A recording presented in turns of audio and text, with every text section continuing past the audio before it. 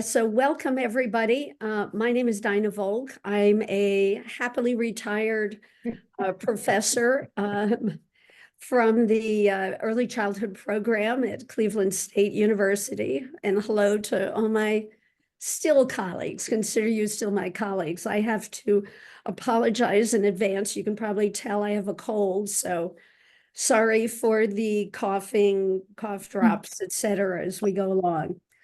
Our session today is called SEL Strategies and Dramatic Arts, Fostering Academic and Emotional Growth. We have 3 different sessions, 3 different reports. The first is going to be by Debbie Schwertner and Jade Villanueva, the second by Sally Swisher, and the third by Jennifer Lamar. And I'm going to ask them to introduce themselves and their faculty mentors. They will each have 14 minutes to present, and I will be the mean timekeeper and let you know if you've got about 5 minutes to go, but please try to keep to that time yourselves. Because we want to give everybody time to talk and hopefully have some questions. After the presentation, the one I'm going to ask is when the presenters ahead of you are done, the people who are next, if you can just start without any introduction and intervention from me, that'll also help save some time. When the 3 presentations are done, we will hear from our discussant, Dr. Carl Wheatley, who is also in the early childhood program at Cleveland State, to ask you some questions, to provide comments and feedback. And hopefully also then we will have some time for Q&A from the audience. So with that, let's get started with Deborah and Debbie and Jade. Take it away.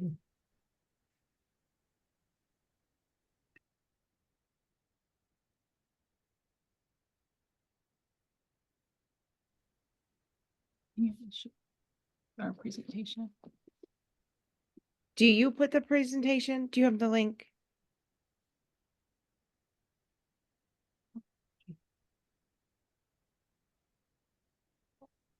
You guys can share it yourselves if you have it, or Allie or I could share it if you would prefer that way. Okay. Do we want to grab it really quick? If you can share it, that would be great. Sorry, I think it's on my computer and we're using Debbie's at the moment.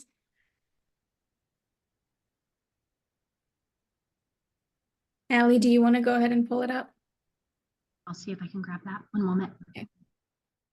Sorry about that. Technical difficulties.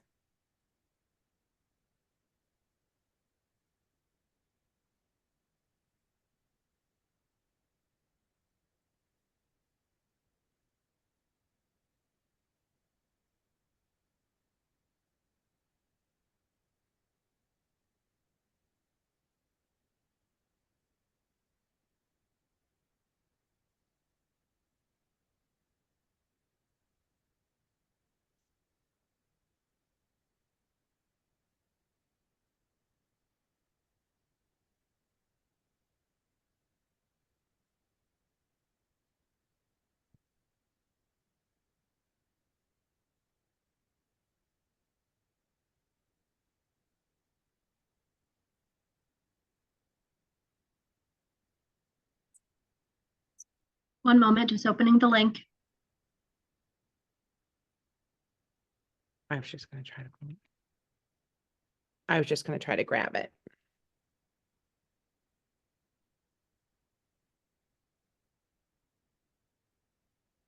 I have it pulled up on my screen if you'd like me to share. That would be lovely. Thank you. Great. Just let me know when to advance the slides. Okay.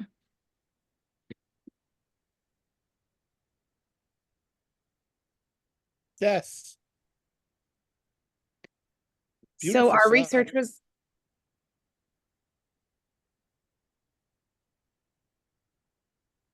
Sorry, we must be getting some feedback.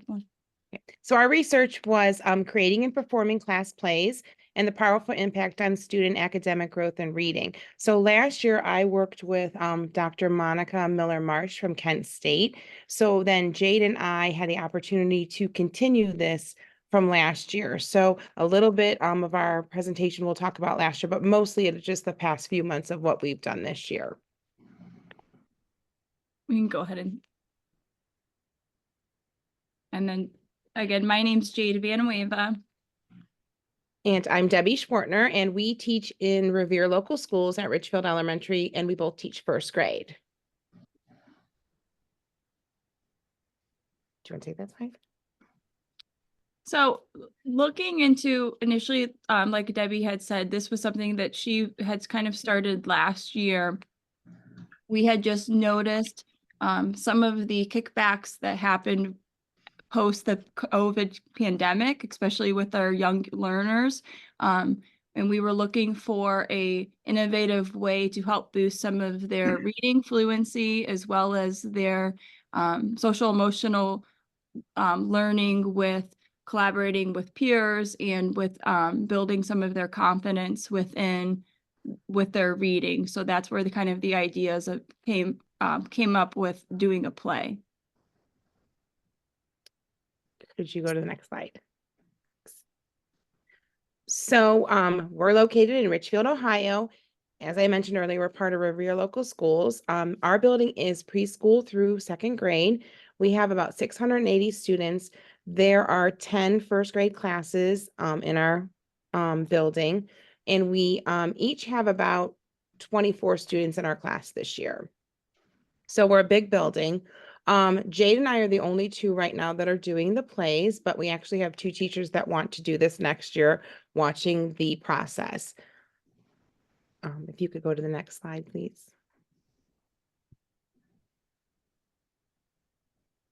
So we had a few questions. So one was sort of from last year. How does creating and performing a class play increase children's fluency, specifically Prodigy and the positive attitudes towards reading? And then how does performing a class play build confidence in reading fluency simultaneously? So we know that there's when a child learns to read, there's many factors, but we tried to use how the play will help, and we tried to document it as best we could, how the play itself will help increase their fluency as well as their confidence.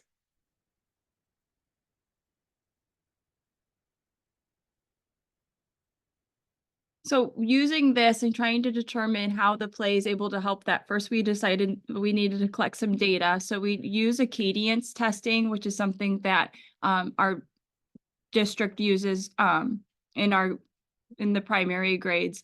And we looked at the oral reading fluency from our mid-bench year, which took place in January, and then we'll be reassessing that. Actually, we start those testings for the end of the year next week.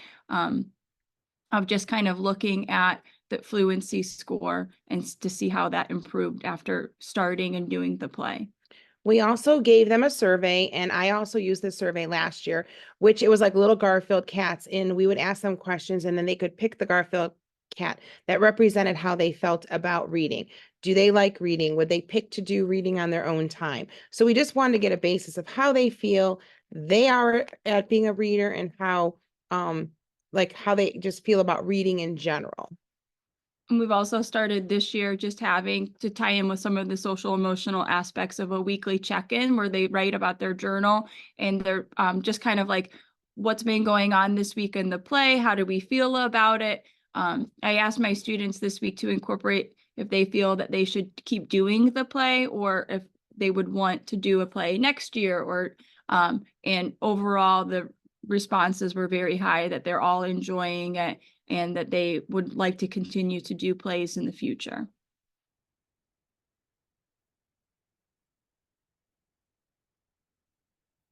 Sorry.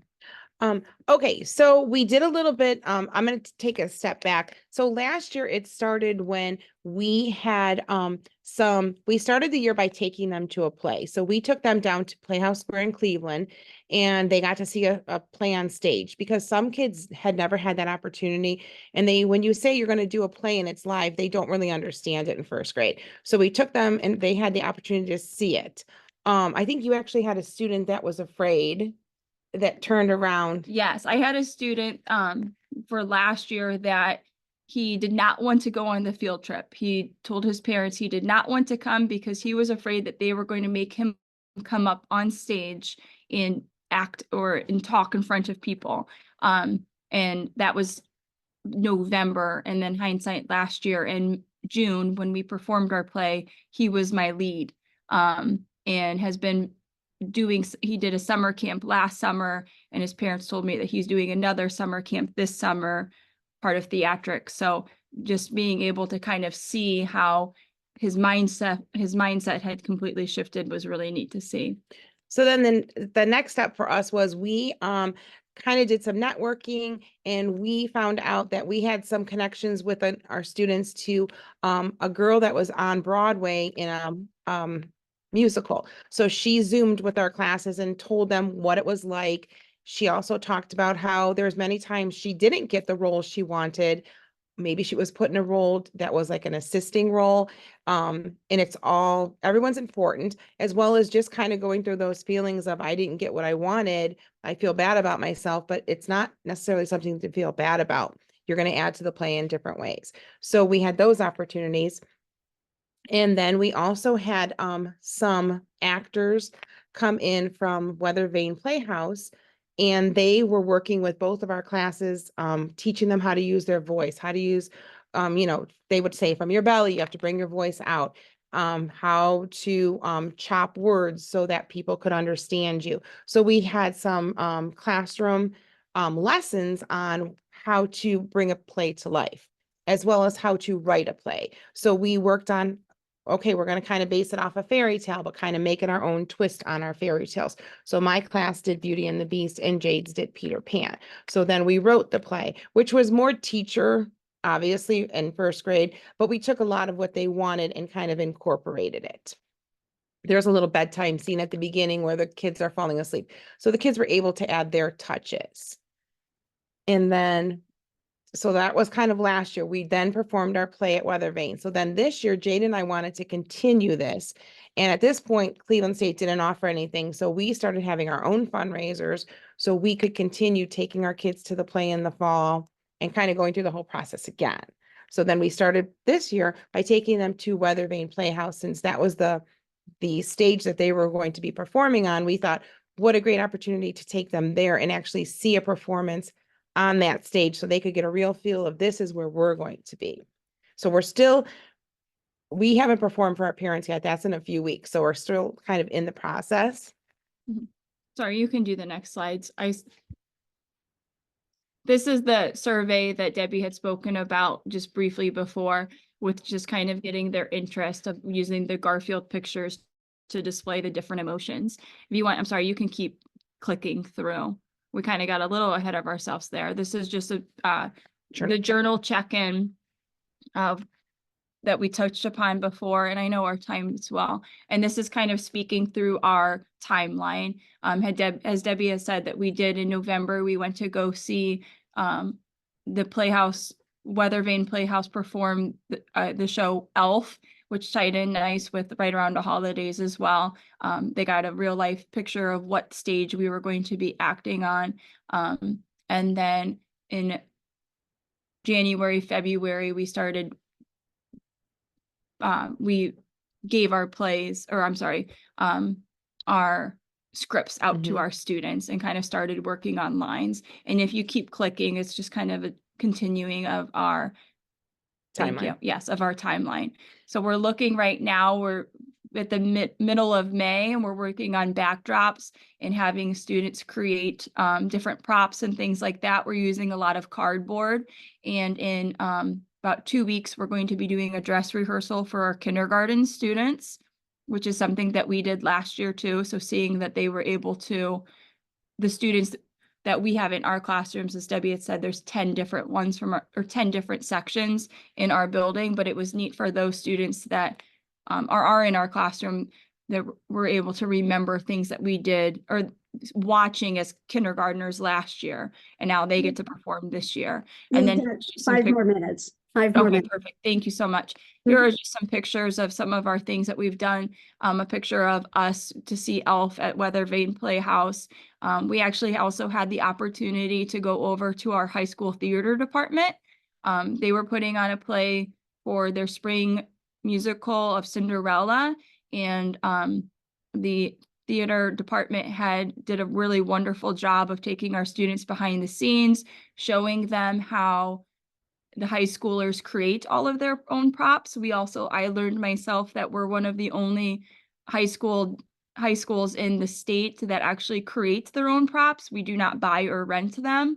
So that really sparked a huge interest. And then a lot of our first grade students went to go see the play, the musical at the high school, which was just kind of a nice connection and kind of showing them that if this is something you do like, you can continue with it as you grow older. We've also found like the kids are really excited to practice their lines.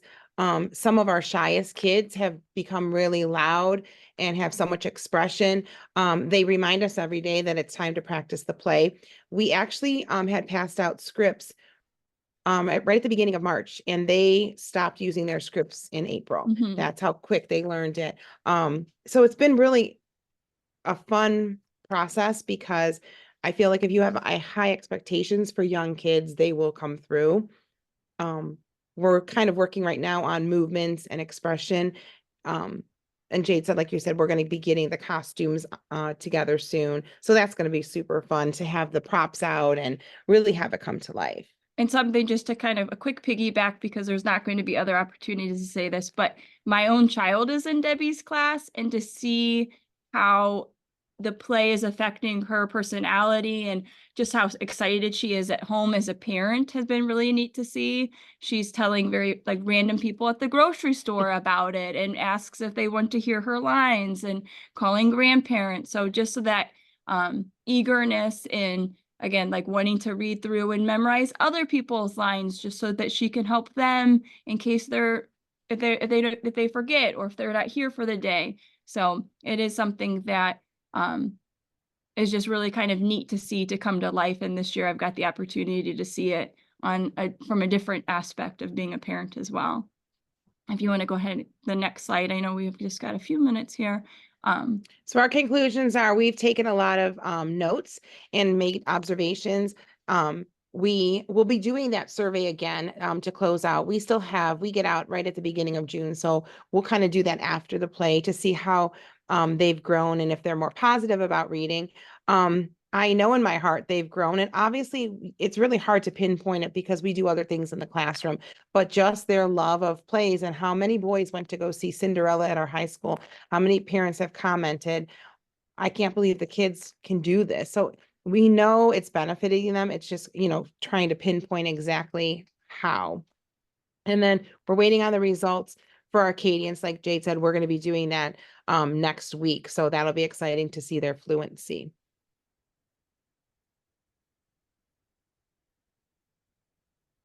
This was some of last year's results. January, 62% scored at grade level or above on oral reading. And then actually this is this year's, and then we're waiting to see what it is. So we're hoping for, 80 to 90%. We'll see. Attitude surveys, October, 66%. They felt that they were good at reading. And then last year, 100% of the kids felt that they were good at reading and really loved it.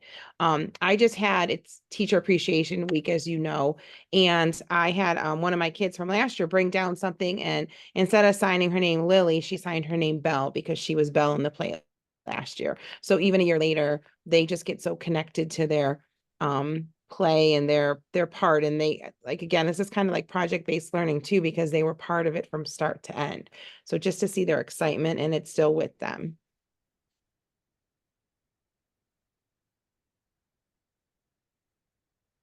Okay, in relationship, some of our things that we found out were their relationships between each other grew stronger. One of our kids said to somebody else across the hall, sometimes we have to miss second recess because we're very busy working on our play. It's very important work. So they don't even they ask to stay in. They ask, like, I think as a teacher too, when you pass out those play parts, and for them to be sitting at inside recess, going over their parts on their own without us even mentioning it, like, that's when you know this is a positive thing for them. And just being able to speak in front of people is such a hard thing. We've heard from our high school that so many kids are afraid to speak.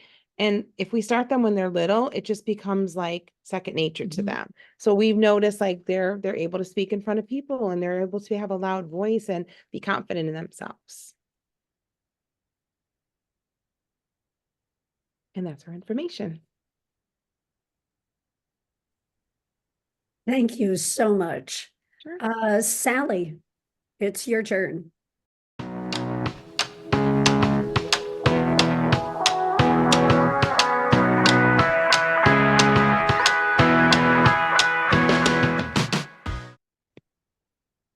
Thank you. I'm going to let Sharon start us off.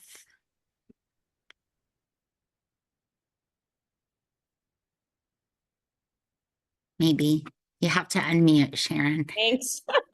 That helps.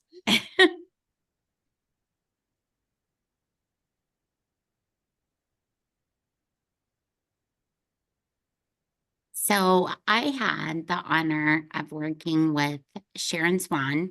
She is a professor at Cleveland State University in the pre-K through 5 program, and not just working with her, but also gaining a friend. And so I had the pleasure of working with Sally and really enjoyed. I spent a day in her classroom. She's a bit far away, but we managed it. And I've been on Zoom with her in her class. So they know me really well as Professor Swan. And I know them pretty good. So basically our project was looking at different interventions that we could improve social emotional learning in Sally's kindergarten class. That was like our major goal for us. So I am in Fayetteville, Ohio. It's a very small rural farming community. So our elementary population is kindergarten through 5th grade, averages 340 students. From looking at these statistics here on the right-hand side, you can see the number of office referrals for the year to this point. And then I broke that down into the number of office referrals for social emotional learning issues, which could have been anything in that spectrum. And then at the bottom, just the kindergarten office referrals for social emotional learning issues. And from looking at this data, it demonstrates a clear need for more social emotional learning supports for students that are struggling with these behaviors.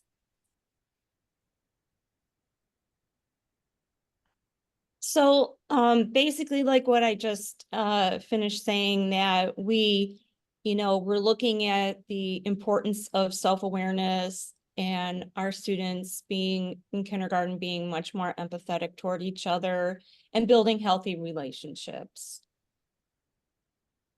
So we pulled out, I looked at a couple of studies and saw that these intervention strategies were actually in favorable of improving SEL, but also enhancing academic performance.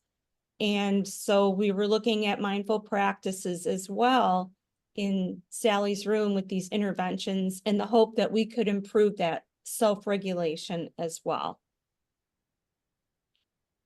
And I pretty much told you the essential question. I kind of jumped ahead of myself, but that's what our biggest focus was this school year with the project.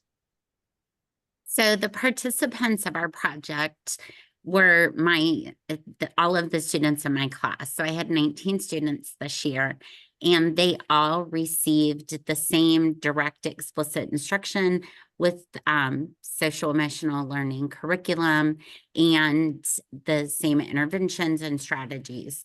The only exception was the behavior charts that you'll see later on in the presentation. They were only used with the 5 students that demonstrated the greatest need for improvements in this area, and they became the focus group.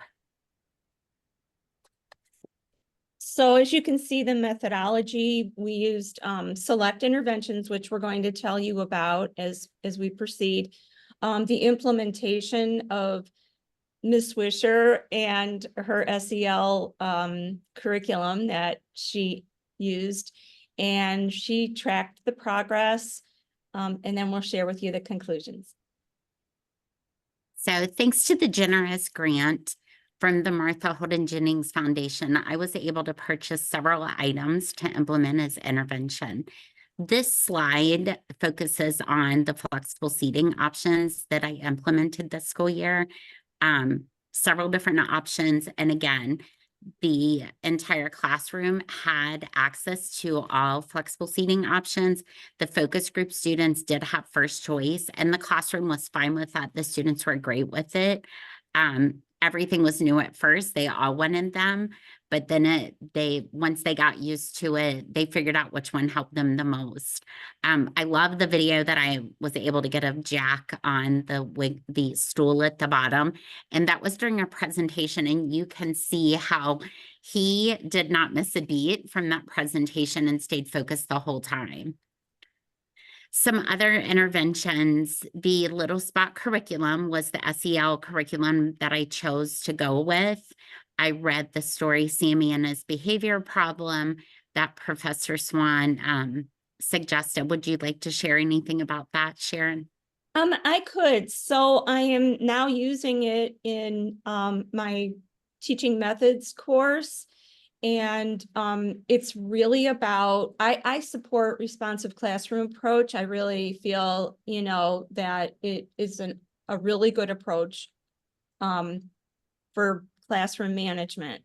And I don't know if any of you know of it, but anyways, this is about a 3rd grade teacher who goes through her whole school year with Sammy. Of course, that's not the real name, but the whole idea is, and I share with my pre-service teachers as well at Cleveland State, is that you're going to have a Sammy in your class, and it's important to know how to work with that child. So Sally was able to gain some different approaches also with this as an intervention. I also switched out the rug that I have in my classroom. You'll see a picture of that later on. Other interventions, there are the behavior charts. The behavior charts were, again, just for the focus group students. I implemented a take a break basket. This is straight out of Sammy and His Behavior Problem from the responsive classroom. I also had a calming corner. Fidgets that the whole class had access to, breathing boards. I do want to spotlight the little smiley face guy there.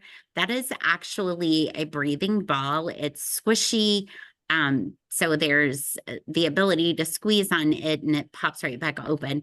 But as you turn it on, it teaches the students how to breathe with mindfulness.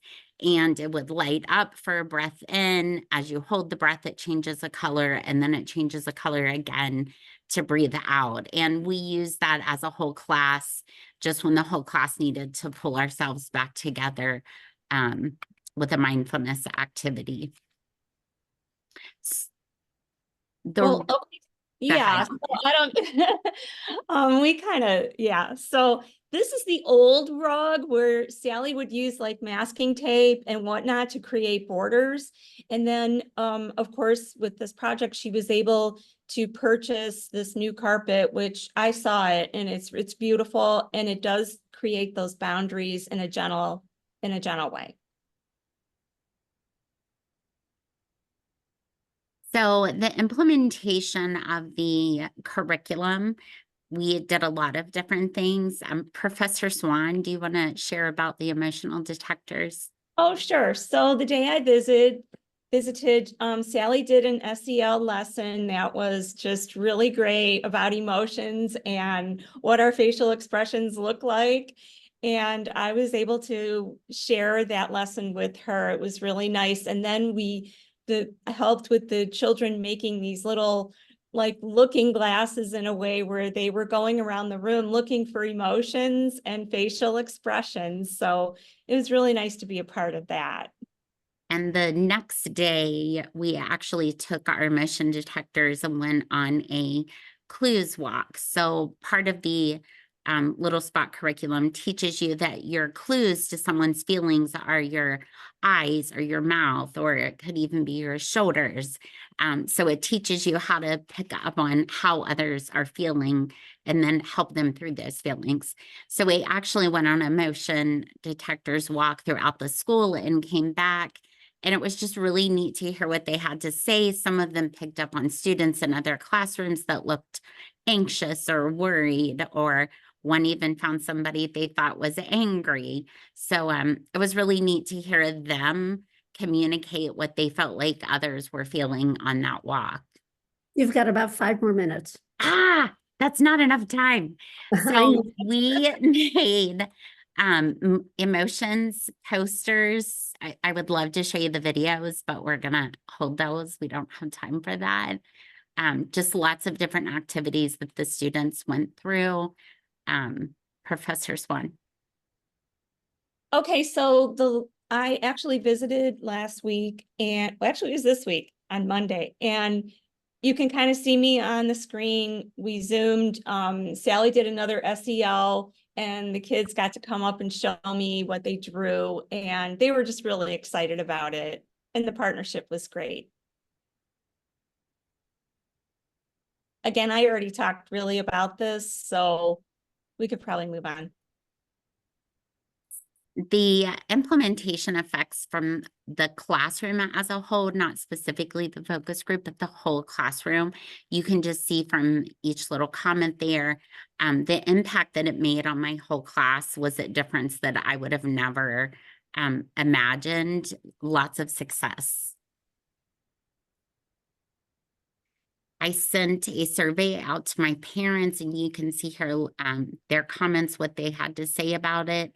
The one thing I do want to spotlight is I asked the parents how many of their children went home and shared any information about what they were learning in the classrooms or techniques that we had used. Of 19 students, 15 parents responded. Of that, 85.6% of them had actually shared something about what they were learning in the classroom with their parents. And even more, the parents saw them using the techniques and strategies we were learning in the classroom at home. So 86% of them used a belly breath to calm themselves down at home. And then you can see other things that they did at home as well.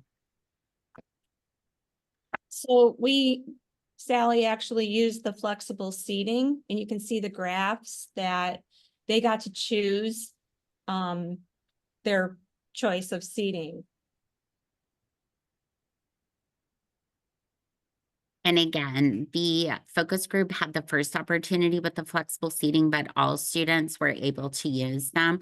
What I felt was a big positive with the flexible seating was not just that it held their attention or let them get their wiggles out.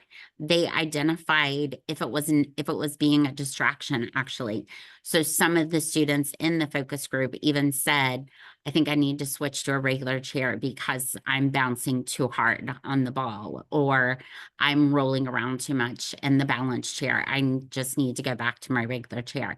So for them to gain the ability to understand that that was not working for them, that's progress.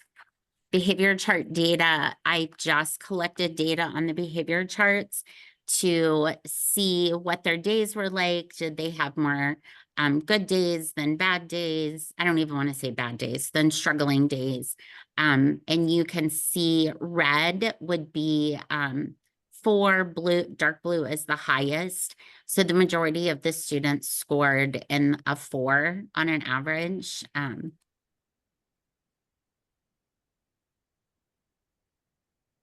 And then you can just see here the pre and post implementation, just some changes that occurred with the students. Students had a lot to say about what we were doing, but the one story I want to share, you can read through those, was a little girl that was not in the focus group.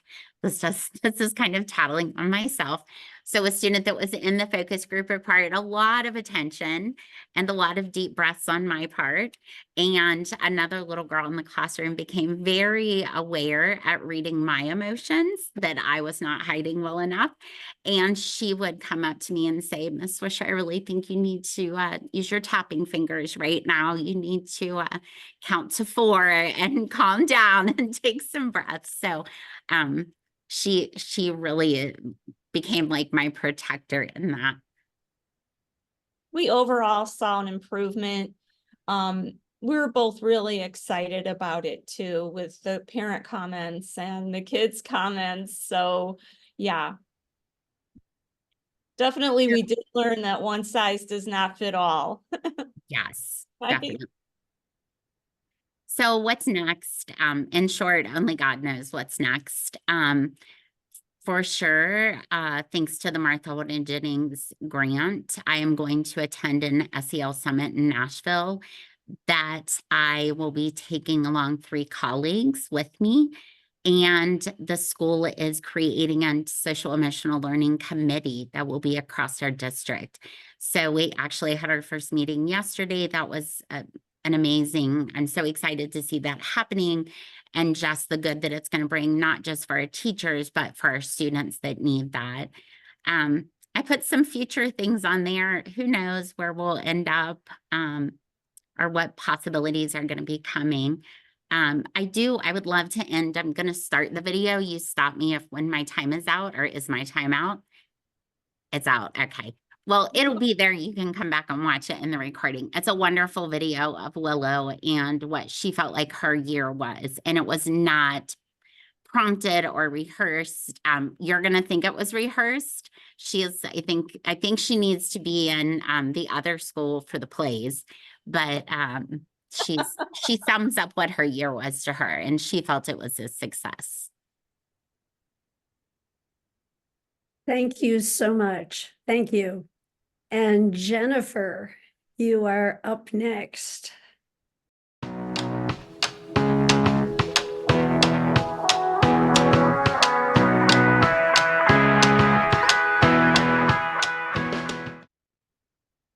All right. Thank you so much. Let me share my screen and share my sound. All right. So I am Jennifer Lamar. I am a high school teacher, high school art, as you can see. I teach in the urban Los Angeles area in the city of Downey. That I'm finishing my 15th year. Yikes. And this is actually my 4th year at a continuation school. I made the choice in 2020 when the position opened to actually move over, as I had really beginning into social emotional learning and had started a master's degree at National University with Dr. Cynthia Chandler as the director. Wonderful program. And so I thought, what a better population to bring that information to and to start practicing.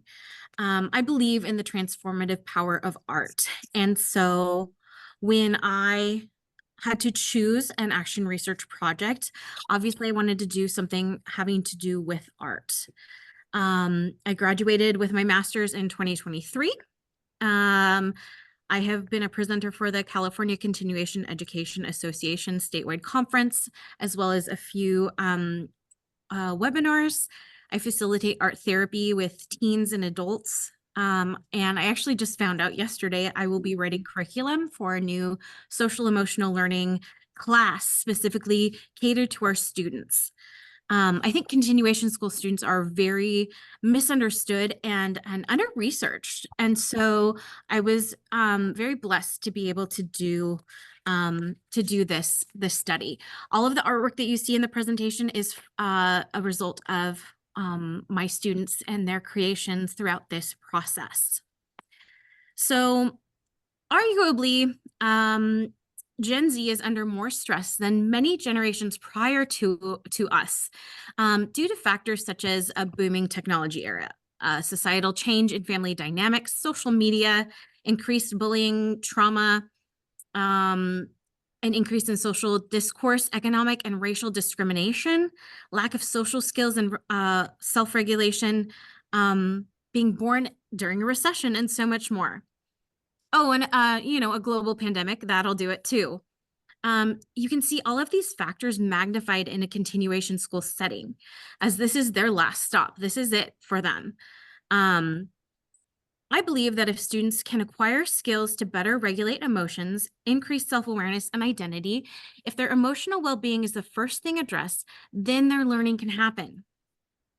So I posed the question, can the integration of mindfulness-infused art activities at an urban continuation high school affect students' self-awareness, self-identity, and overall emotional well-being?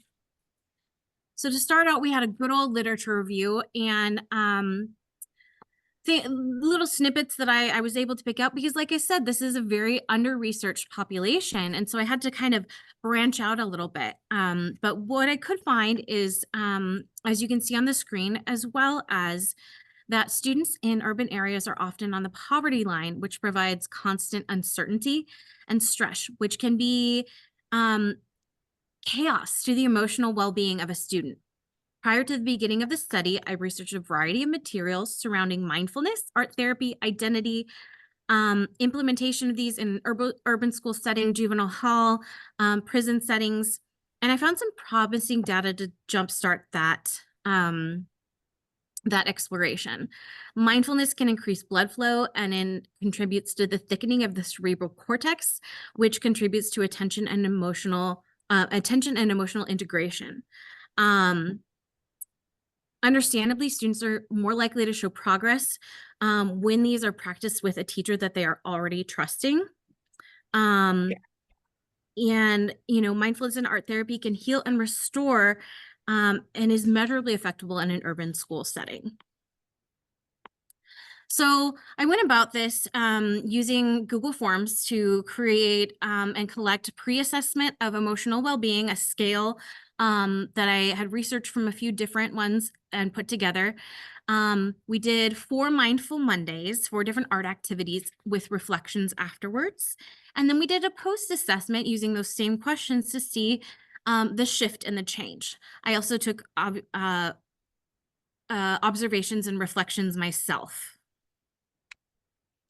So the pre and post survey, they were given a scale of whether they felt these none of the time, rarely, some, often, or all the time.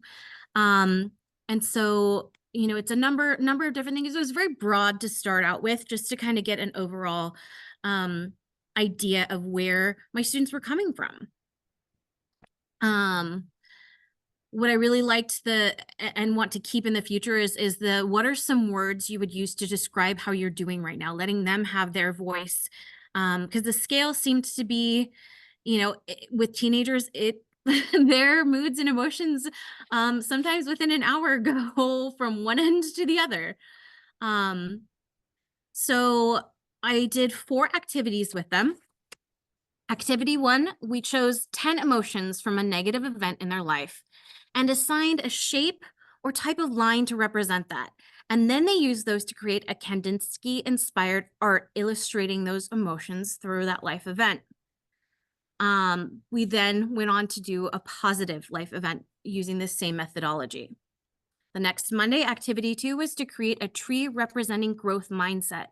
The leaves were labeled with goals and things we wanted to improve upon, and the roots were things that we are already good at and where we come from.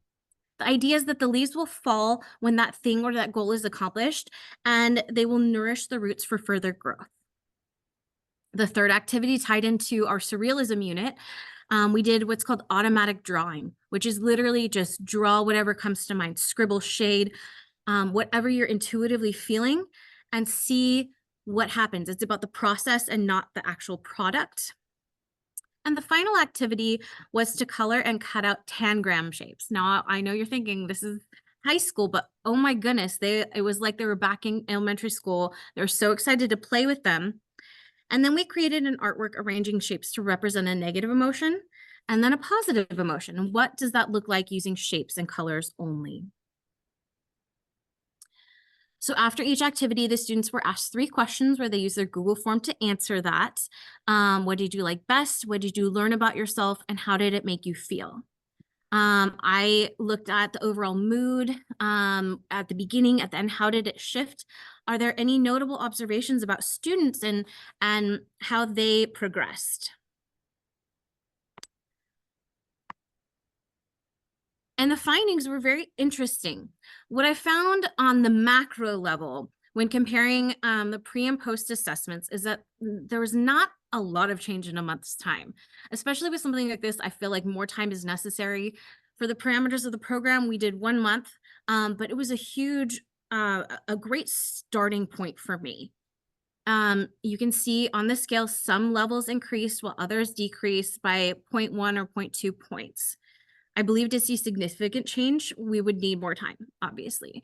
The overall population of students, those who turned in their permission slip and those that were available for these activities, those who were only there for 2 or less activities, I eliminated just because I felt like I couldn't get a good read just from 1 or 2 activities. So those who were included were there for 3 or all of the activities. And habitual absenteeism is the #1 issue in continuation school that we're trying to address as well. In the pre and post assessment, I asked, like I said, what are some words to describe how you're doing right now? And from pre and post, you can see that the number of positive comments increased, neutral and negative comments decreased. So it makes me wonder, what is the most effective tool for measuring progress and change? Do we use the numeric scale still, or just go with a little bit more organic, looking at them finding their own words and their own voice? About 5 more minutes, Jennifer. Perfect. Thank you. Mhm. On the micro level is what I found most telling and most impactful from the reflections that the students made. You can see in the slide how often themes were mentioned.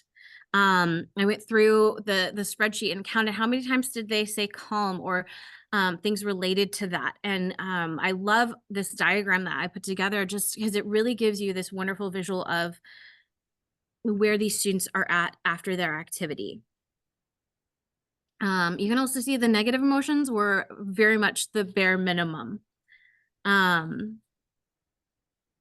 Strategies that I found as I continue to do this as well, that I continue to implement and recommend would be looking at colors and shapes in abstract art and relating that to feelings and emotions, taking it down to the very basics. Mindful drawing, sculpting, painting, growth mindset stuff it is the good stuff. Word art, tactile projects using their hands, as well as group contribution. We've done some of those since then that I think are really, the students really get into.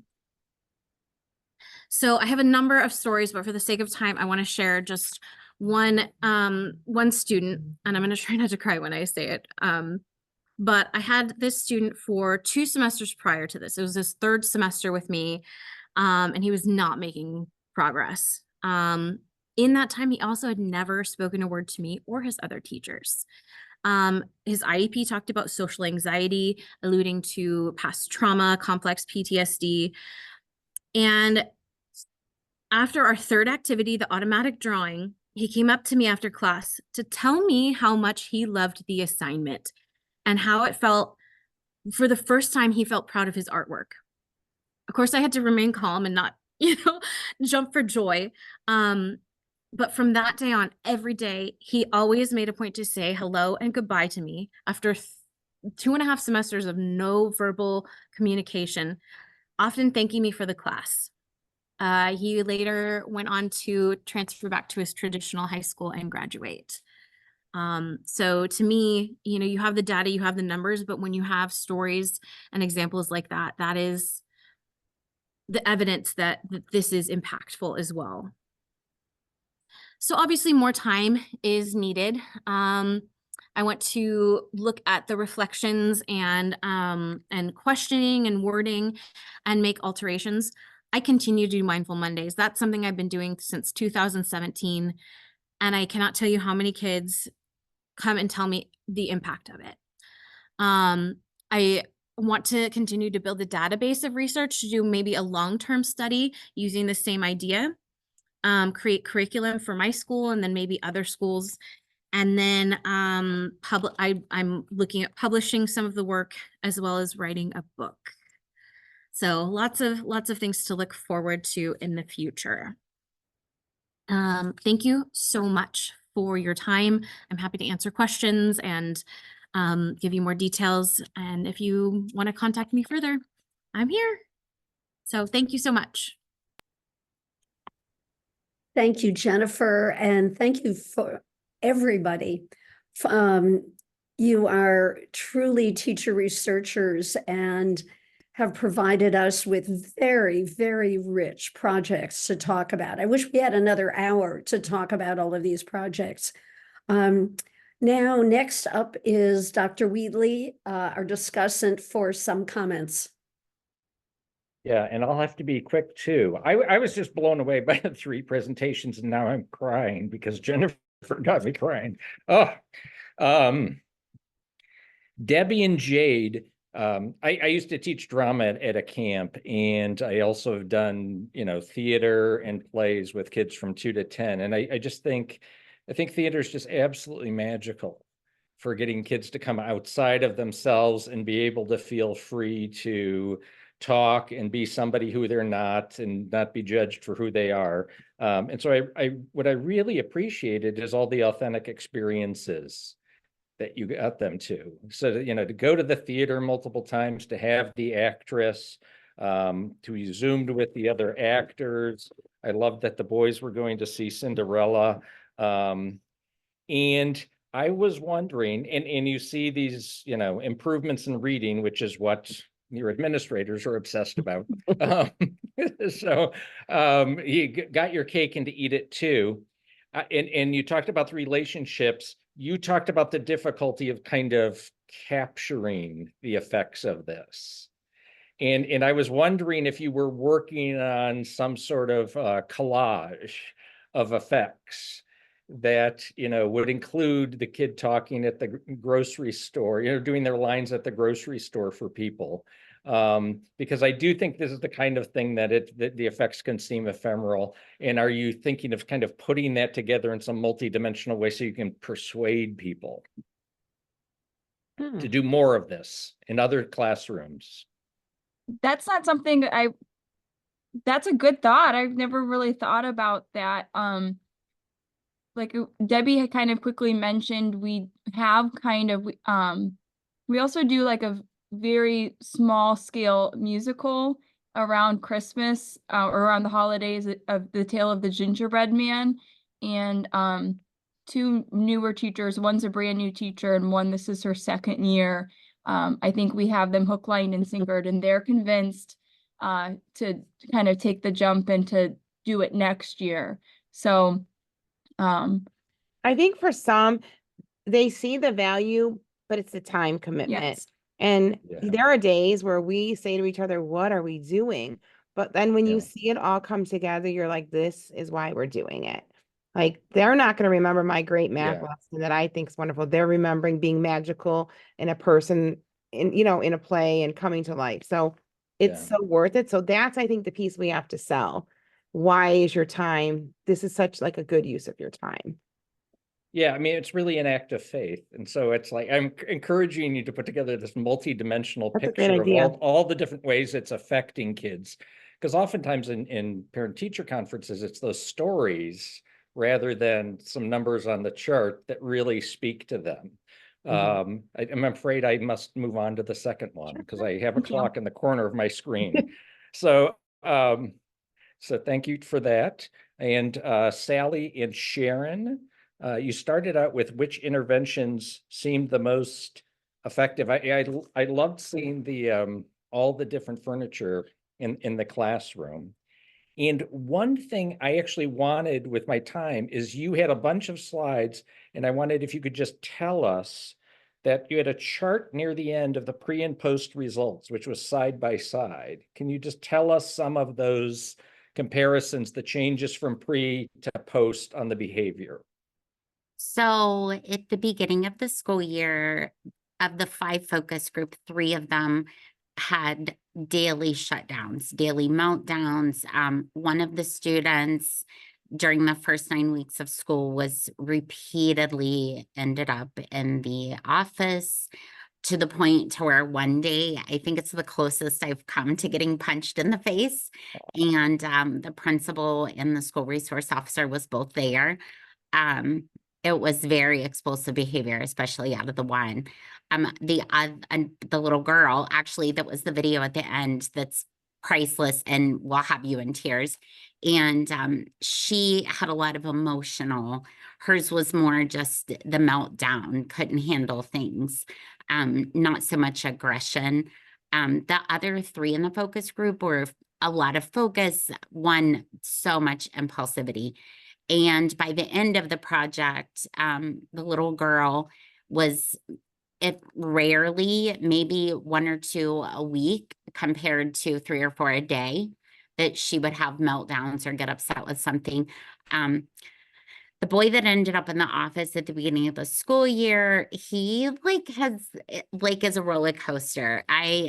He is one that definitely piques and intrigues me for what's going to really help him. He was doing really, really good.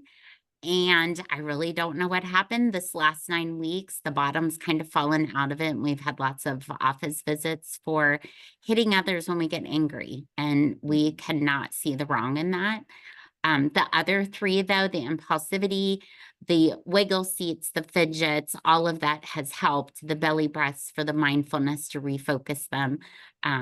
So just those kind of changes, but also when the whole class as a whole, like, I have not had any behavior problems, that, knock on wood. I will totally jinx myself for the end of the school year now. I've not had like any major behavior problems since Christmas, really with any of them except for the one.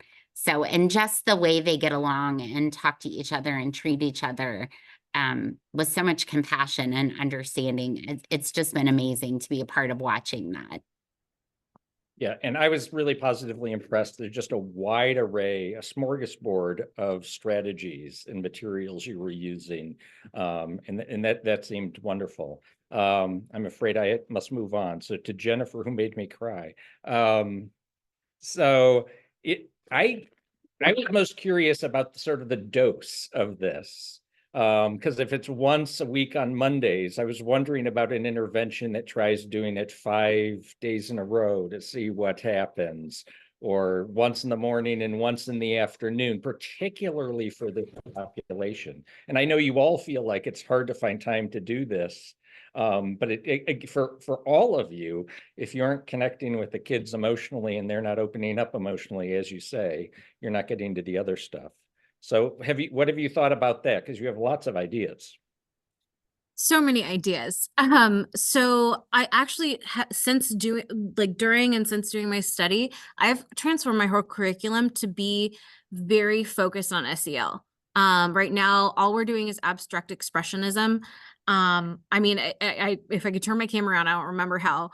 You can see we have been using squirt guns filled with paint to make artwork, and talking about how we can de-stress that way. So I love the idea of doing it, like more consistently, like very deliberately, and consistency for maybe a couple weeks straight to see. But in general too, just like I said, my curriculum we're so less focused on the technical art skills, but more on how do you express yourself visually, and how, like, every project I have, how did making this project make you feel? So it definitely, I mean, everything is shifting, and I'm hoping to continue that. All right, thank you. Thank you. I know Dinah, and I know she's looking at the clock. So Thanks to all three of the groups for wonderful presentations. Final word, Carl? I just a few minutes. Oh, well, I thought I'd let somebody else from the audience, if there's some other question from the audience. I don't see anything in the chat. Is anybody who's participating, either presenters or audience, if you'd like to ask a question or two?